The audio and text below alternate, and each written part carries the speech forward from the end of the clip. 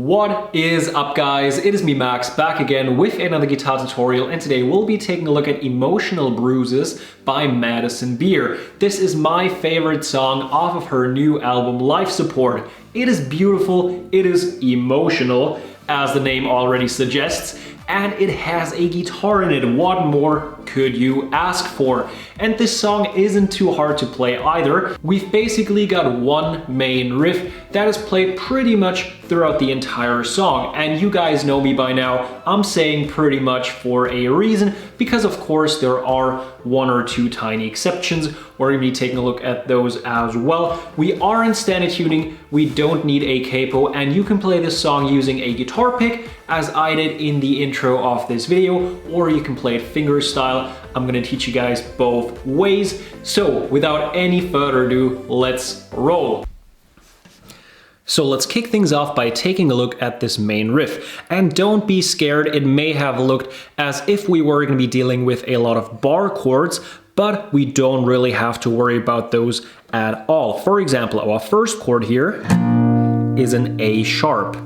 This is as far as we have to go with that A sharp. We don't have to play the fully fleshed out version because we don't really need the first and second string here. So we just place our first finger onto the 6th fret on the 6th string, so the lower E string, our third finger onto the 8th fret on the 5th string, pinky on the 8th fret on the 4th string, and second finger on the 7th fret on the 3rd string.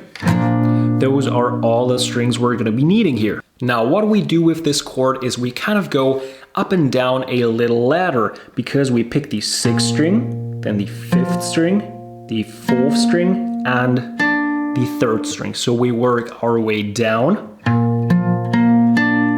and then we work our way back up by picking the 4th string and the 5th string. So we go down and back up.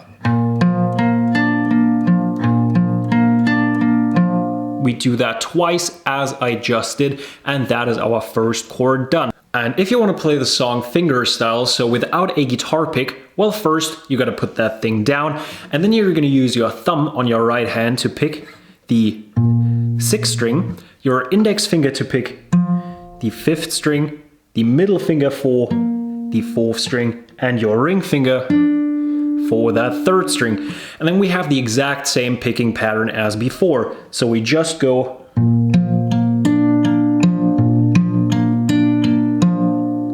but I think it sounds quite a bit cleaner with a guitar pick, especially if you don't have really long nails, because, well, I like to keep them quite short. And if you are like me with that, then a guitar pick will produce a, well, in my opinion, better sound. But anyways, let's move on to our next chord, which is a D. And once again, we don't really have to play the fully fleshed out version with that barring technique, but instead we just put our first finger onto the 5th fret on the 5th string, second finger on the 7th fret on the 4th string, third finger on the 7th fret on the 3rd string, and last but not least, pinky onto the 7th fret on the 2nd string. And now we're going to be picking the 5th string, 4th string, 3rd string, and 2nd string. So we work our way down the ladder, and then, you guessed it, we go back up. So we pick the 3rd string and the 4th string.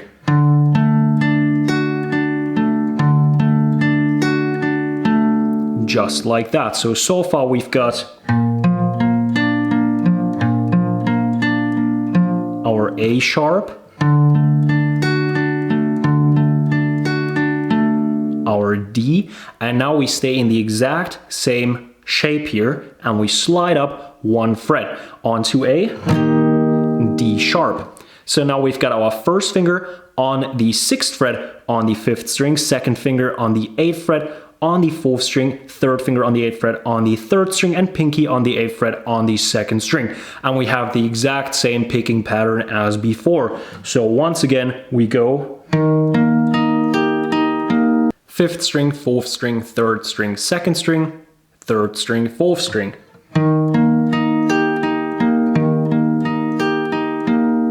So far we've got the A sharp, the D, the D sharp, and now we slide all the way down onto our last chord of the entire song, which is a C. As you can see, we are still in the exact same shape as we were on that D and that D sharp. So now we've got our first finger on the 3rd fret on the 5th string, second finger on the 5th fret on the 4th string, third finger on the 5th fret on the 3rd string, and pinky on the 5th fret on the 2nd string. And now we've got the exact same picking pattern one last time. So we go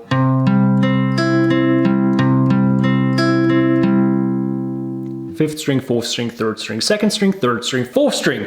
I think we can speed run this by now. So that is the entire riff.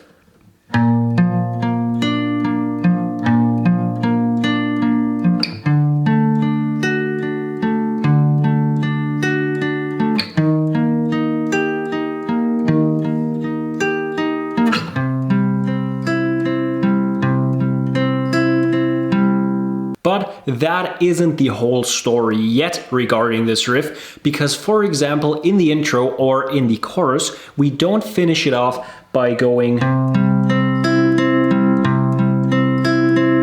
but instead we only do our picking pattern once on that C, and then we strum down once. And in order for that to sound right, we have to mute the 6th string, so the lower E string way down here. And the way we do that is by slightly touching it with the tip of our index finger over here.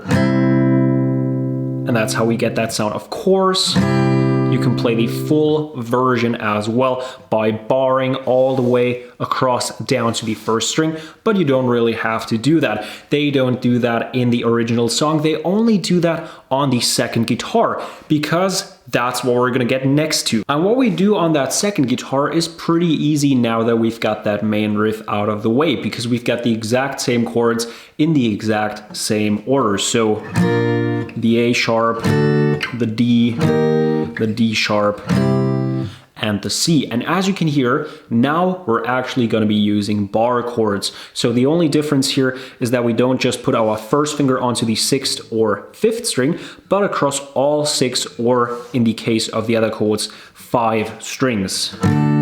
So that we can have that specific note on the 1st string as well. And the way we time this is by just listening to the 1st guitar, because right as it gets to the highest note of each chord is when we strum down. So we strum down at the same time as the 1st guitar reaches that high note. Just like that. We just do that once on each chord, and that is all the 2nd guitar does. So there is only one part left. And that last part is the part right before the 1st chorus, so basically a pre-chorus. And what we do here is we play the exact same chords in the exact same order. The only thing that changes is the way we play them, because we're going to be palm muting them. So we take the palm on our right hand and place it down here on the strings, and the further we slide up, the more muted the sound will be, and the further we go down, the more open it will be. And now as we strum up and down, we keep our palm on there, and the way we do it is by playing 4 sets of 3 on each chord. So 1 2 3 1 2 3 1 2 3 1 2 3. We do that on the A sharp, on the D, on the D sharp, and on the C. And as you can see, we don't have to strum down on the entire thing, just on those lower strings. And that is the entire song. I hope you guys enjoyed this video. If so, drop it a thumbs up. Helps me out more than you might think. And if you haven't done so already, go ahead and hit that subscribe button. It is somewhere down there. And as always, I hope that I will see you guys next time.